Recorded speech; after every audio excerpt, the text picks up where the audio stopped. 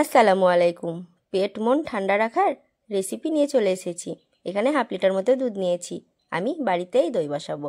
এই যে দেখুন, দুধটাকে এখানে ভালো করে জাল করে নিচ্ছি, বেশ 10 মিনিট মতো। দুধটাকে জল করে নেওয়ার পরে এবার দিয়ে দিলাম চিনি। এখানে হাফ লিটার মতো দুধ ছিল, সেই হিসেবে আমি চিনি দিয়েছি। আপনাদের দুধ পরিমাণে আপনারা চিনি দেবেন। ঠিক এভাবে জাল করে নিতে হবে।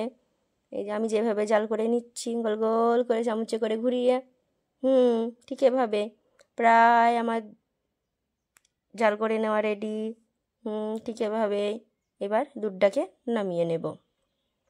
দুধটাকে নামিয়ে নেওয়ার পরেও নিচেও দুধটাকে নেড়ে চেড়ে ভালো করে ঠান্ডা করে নিতে হবে।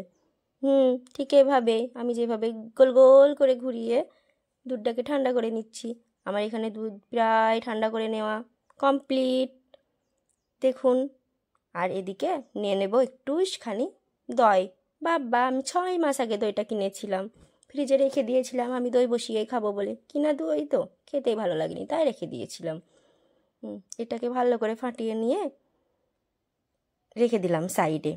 এবার দুধটাকে দেখছি কি পরিমাণে ঠান্ডা হয়েছে। ঠিক আমার হাতে যতটুকু না সহ্য হবে। বা আপনারা আবার গরম দুধেই দিয়ে দেন না আঙুল, তাহলে আবার ফসকা পড়ে যাবে।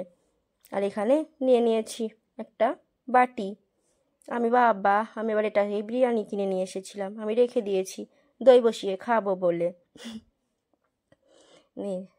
এই যে সাইডে সাজটা তৈরি করে রেখে দিলাম, সেটাকে দুধের সঙ্গে দিয়ে ভালো করে দুধের সঙ্গে মিশিয়ে নিতে হবে।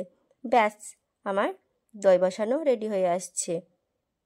এবার দিয়ে দেব ঢাকনা। এই যে ঢাকনাটাকে ভালো করে এঁটে লাগিয়ে দিলাম।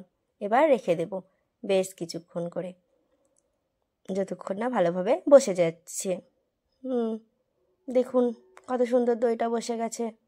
আপনারা দেখতেই থাকুন, বাড়িতে কত সুন্দর দই বসেছে। ওয়াও, তাই না? কত সুন্দর বসেছে দইটা।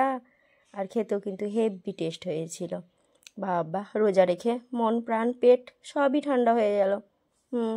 থ্যাংক ইউ সম্পূর্ণ ভিডিওটা দেখার জন্য।